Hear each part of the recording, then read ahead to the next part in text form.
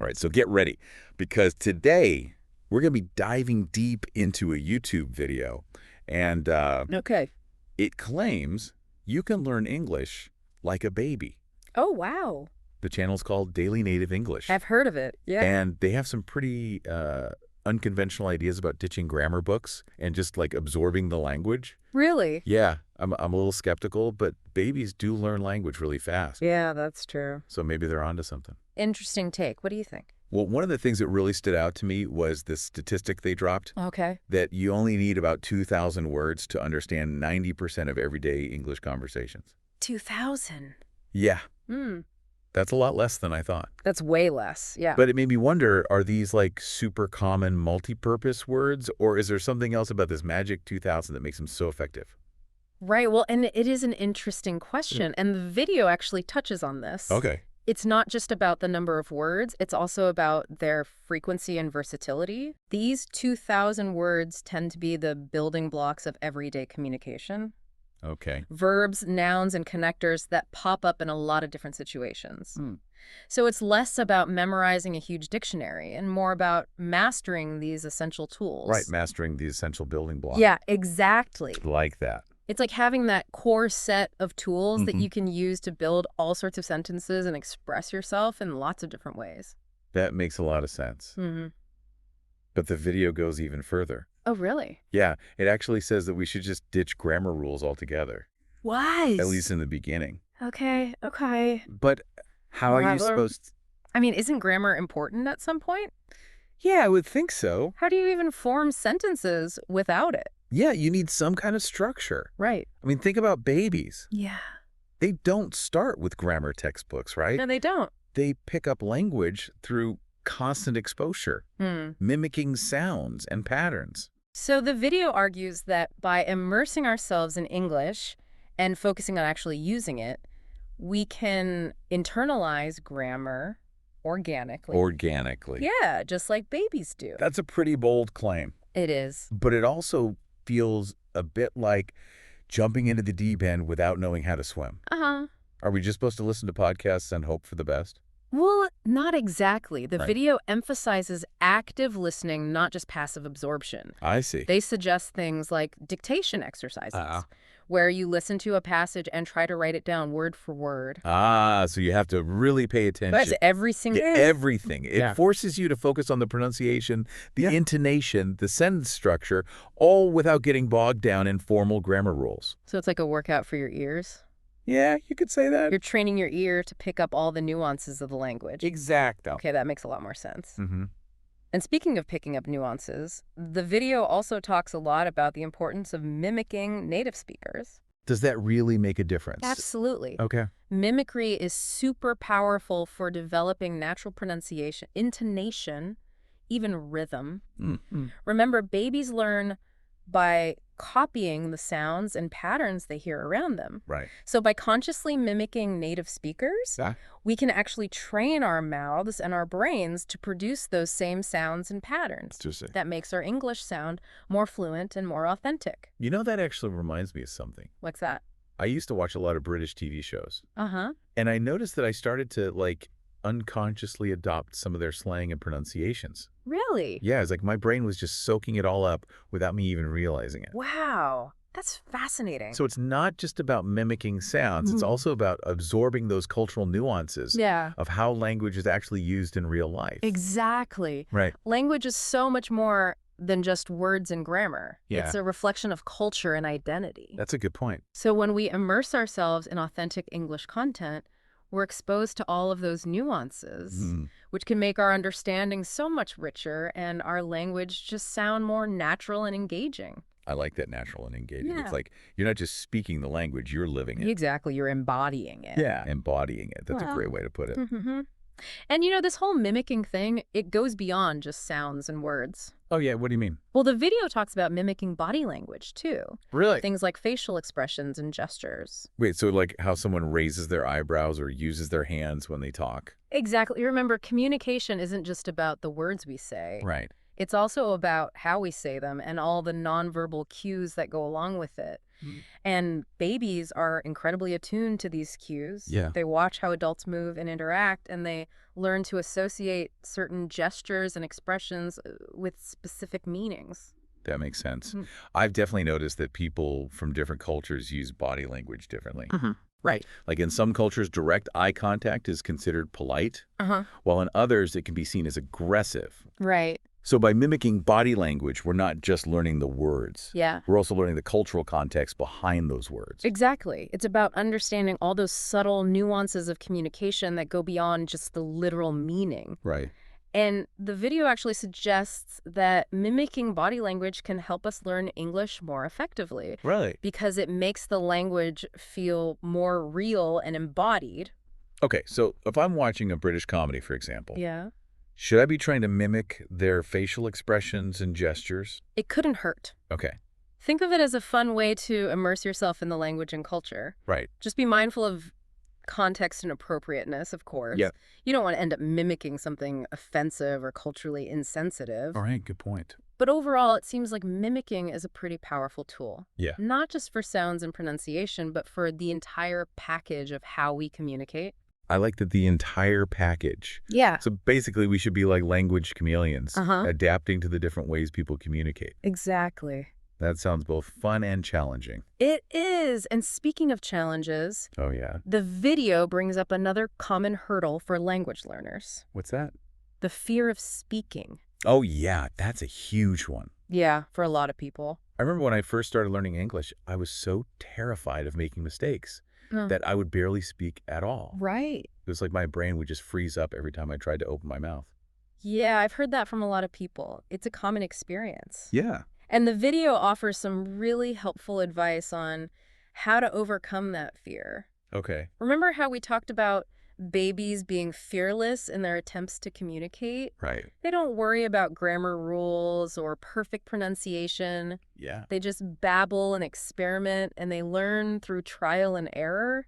That's true. They're not afraid to sound silly Right. or make mistakes. Exactly. But as adults, we tend to overthink things. Yeah, we do. We worry about sounding stupid or being judged. Yeah, for sure. And that fear can really hold us back. Mhm. So the video encourages us to embrace that more baby-like approach to speaking. Okay, I like that. Start with simple phrases. Right. Don't be afraid to make mistakes, and just focus on getting your message across, even if it's not perfect grammatically. It's about progress, not perfection. Exactly. And the video actually points out that even native English speakers Oh, yeah. use simple phrases and make grammatical errors all the time. We do. So it's really not about speaking perfectly. It's about being comfortable enough to express yourself and engage in the conversation. That's a great reminder. And the more you practice, Yeah. the more confident and fluent you'll become. Right. It's like any skill. Mm-hmm. The more you use it, the better you get at it. Exactly. So it's like that saying, practice makes perfect, but in this case, maybe it's more like practice makes progress. I like that. Because we're always learning and evolving as language learners. Practice makes progress. Yeah. It's a good mantra to keep in mind. And you know what else the video mentions that I found really helpful? What's that? The idea of finding a language parent. Ah, yes, the language parent. It's such a clever analogy. It is. Just like babies need those patient caregivers who speak to them in a simplified, understandable way, Right? language learners can also benefit from having someone who acts as that kind of supportive guide. Someone who encourages us and gently corrects our mistakes and helps us navigate all the complexities of the language. Exactly. It's like having a personal cheerleader for your language learning journey. I love that, a personal cheerleader. Yeah. And the video suggests some practical ways to find a language parent, Okay. like looking for a language exchange partner or a tutor. I've actually had some great experiences with language exchange partners. Oh, yeah. It's a win-win situation. You get to help someone learn your language, Uh-huh. and they help you learn theirs. Plus, it's a great way to meet new people and learn about different cultures. That's true. And if you're looking for more structured guidance, a tutor can be an excellent resource. Yeah, they can really tailor their teaching to your specific needs and goals. Right, and provide that personalized feedback and support. Exactly. So whether it's a language exchange partner, Mhm. a tutor, or even just a supportive friend or family member, Yeah. having a language parent can really make a difference in our learning journey. It's all about creating that safe and encouraging environment where we can experiment, make mistakes, and grow as language learners. Speaking of creating an encouraging environment, Uh-huh. the video also talks about this cool technique for incorporating English into our daily lives. Oh, yeah. What's that? It's called narrating your day. Narrating your day. Yeah, basically you just describe your actions and surroundings in English throughout the day, even if you're just talking to yourself. So, like, if I'm making breakfast, I might say, I'm pouring cereal into a bowl, or I'm spreading butter on my toast. It's such a simple yet effective way to practice vocabulary and sentence structure organically. And it doesn't really feel like studying. It's Right. just about integrating English into your daily routine. The video calls it sneaking in practice. I like that. And I love that idea because it's not about setting aside specific time for language learning. Right. It's about making English a natural part of your life. And if we think about it from a baby's perspective, it makes perfect sense. Yeah? Babies are constantly hearing language from their caregivers. Right. They're being narrated to all day long. Yeah. So why can't we do the same for ourselves? It's like creating our own personal language immersion environment. Exactly. And the more we think in English, the more natural and effortless our spoken English will become. So it's not just about speaking the language, it's about thinking in the language too. Exactly. It's about making English a part of our internal monologue. All this talk about babies and language learning. It's really making me think about how much we can learn from observing how they acquire language so naturally. Absolutely. Babies are incredible language learning machines. They are. And they do it without textbooks, grammar rules, or even conscious effort. It's all about immersion experimentation and playful exploration. And I think that's a key takeaway from this deep dive. Yeah. Embracing a more baby-like approach to language learning can be incredibly effective. It's about rediscovering the joy and wonder of language. Yeah. And approaching it with a sense of curiosity and playfulness. Exactly. And remember, it's a journey, not a destination. Right. There's always something new to learn and discover. And every step we take brings us closer to fluency and confidence. Absolutely. This whole conversation has really shifted my perspective on language learning. Really? Yeah, I used to think it was all about discipline and willpower. But maybe it's more about tapping into that innate curiosity that we all had as kids. That's a great point. Think about how much babies learn through play. They're constantly experimenting with sounds and gestures and objects. Yeah. And they find so much joy in that process of discovery. Right. It's like pure joy. Yeah. But somewhere along the way, we tend to lose that playful approach to learning. It's true. I remember loving word games as a kid. Uh-huh. Like rhyming, making up silly stories. Yeah. Even just repeating words that sounded funny. Right. But as we get older, learning becomes more structured. Yeah, more serious. More serious. Yeah, we forget that it can be fun. And that's a shame because research actually shows that we learn more effectively when we're enjoying ourselves. This video really emphasizes bringing that playfulness back into language learning. So how do we do that? Yeah. Do you have any tips on making language learning feel less like a chore and more like a game? Well, the video mentions a few ideas. Okay. One is to try to incorporate things that you already enjoy into your language practice. I see. Like if you love music, Uh-huh. try singing along to English songs. Oh. Or if you're a movie buff, watch movies in English with subtitles. I actually do that sometimes. Yeah.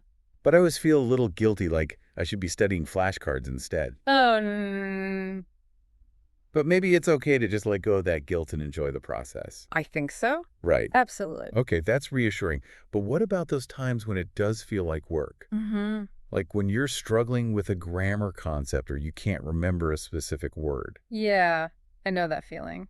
Does the video address that at all? It does, and it kind of circles back to that idea of repetition. Okay. Just like babies hear the same words and phrases repeated so many times, Right. we need that repetition too. Okay. It helps solidify those words and patterns in our brains. So does that mean I should be drilling myself with flashcards until my eyes bleed? No, not necessarily. Okay. It's more about finding creative ways to incorporate repetition into your practice.